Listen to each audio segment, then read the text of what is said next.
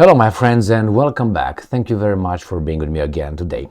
Good news, very good news actually, and that is this, right here. The United Nations Commission has not found sufficient evidence, end quote, of genocide in Ukraine. That's good. That's good. The New Voice of Ukraine reports. Why is it good? It's good because it doesn't meet the criteria to be called genocide. That means the crimes that allegedly the Russians committed in Ukraine are not as big as some people said so far. This is just, they found it so far. Now, I suspect that the Ukrainians will be upset about this outcome instead of saying, okay, we didn't get that point. It's bad, but not as bad. I'm pretty sure they wanted something else, and they probably were going to get to that one later. Why? Because they're on in it. UN Independent International Commission of Inquiry in Ukraine is yet to conclusively establish that Russia is committing genocide in Ukraine, Chairman Eric Moses said at a press conference in Kiev on September 4th. And I'm quoting, at the present stage, the outcome will be, I'm 99% certain will be yes, they committed genocide. Because if Russia did not commit genocide in Ukraine, then how in the hell the Serbs committed genocide, which was not, obviously, they didn't find that, if I remember correctly, in Kosovo, in their country. Let me say that we perfectly are aware of the concerns and allegations around the crime, he says. We are investigating this step by step. As of now, we do not have sufficient evidence to meet the legal qualifications of the Genocide Convention. End quote. At the same time, Moses pointed out that the Commission has recorded a large number of violations by Russian forces, including intentional killing, illegal detentions, torture, rape, and other forms of sexual violence, deportation of children.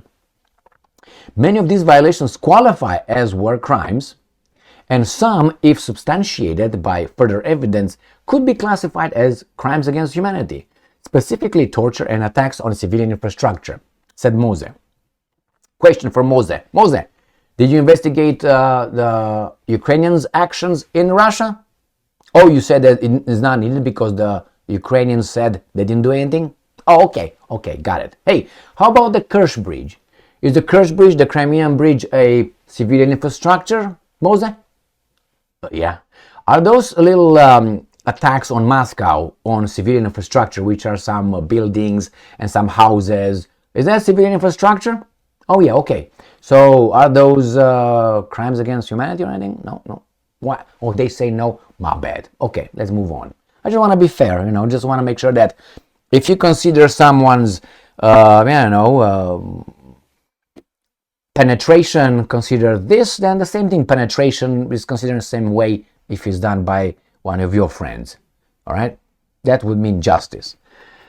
All right, now, in October, the Commission will present its report to the United Nations General Assembly, and in March 2024 to the United Nations Human Rights Council. I suspect that they will find yay, preponderance of evidence, or, beyond any reasonable doubt. I don't know by what standard they evaluate these crimes, beyond any reasonable doubt, or preponderance. Preponderance is 51%. Beyond any is, I think, 99%. So it's different, okay? Now it says here that the NATO Parliamentary Assembly formally designated Russia's aggression against Ukraine as genocide on May 22. So NATO, the guys in charge of things in Ukraine, they already found out that, hey, there was aggression, and that is genocide. All right, but how can they not? They have to use it as a pretext, don't they? Because that's the way they say they're good. They're the good people. But if the Russians say, no, actually it's the other way around, you're a bad person. Why? Because we say so, and because we said that we are the good people. Don't look at our record. No, don't look. Please don't. Now, parliamentary bodies of the Czech Republic, Canada, Estonia, Latvia, and several other countries have officially recognized Russia's crimes in Ukraine as genocide. Yeah, but those guys are the guys that are supporting you. Maybe they have something in it. They have the big boss over there telling them what to do. Oh, do you think they're independent? Okay, my bad. Now, it seems like these guys are trying to push for that. Let me give you an example. Let's say, maybe I can give you this. Let's say you, or let's say I receive a I have to conduct an investigation. I am assigned a case, right? I have to investigate a case of, let's say, child abuse. And let's say the allegations are of sexual abuse, sexual molestation, okay? Well, let's say you go and investigate. I go and investigate, do all my investigation according to the policies, all right? Policies and protocols required by the department. And after that, I say, well, I couldn't find, there's no preponderance of evidence that abuse occurred. That means did not meet the criteria of 51%. And then I tell the parents, hey, parents, let's say someone else from outside the house. So I tell the mom or the dad or both of them, hey, that guy did not, I couldn't find sufficient evidence to qualify it as a preponderance, so no 51%. And you would hear the parents being angry that you found that it was not, your child was not actually molested. That's a good news. There's no genocide. Instead, the parents are getting angry because I didn't find something that would have actually affected the child for the rest of the child's life. So they would have been happier if I would say, yes, I found a preponderance. They say, yes, the guilty one will pay. Yeah, but it means your child was, would you like that? So if I didn't find that your child was abused, the obvious thing is these guys, the parents, they don't think about their child by finding no preponderance, meaning the child was not molested. That's good, very good news. They want to punish someone that they know that that guy is already guilty. But I didn't find that. Understand the situation? So the idiot parents, by the way, it happened to me, right? Just so you know. The idiot parents will have no problem being happy if I would come and tell them your child was molested.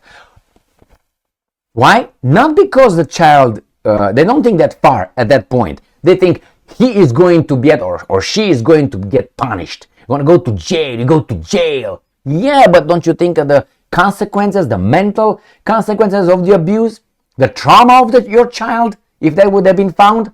They don't think about it. They're so filled with hatred towards that person. And guess what? I will be also hated by the parents because I didn't find what they wanted me to find.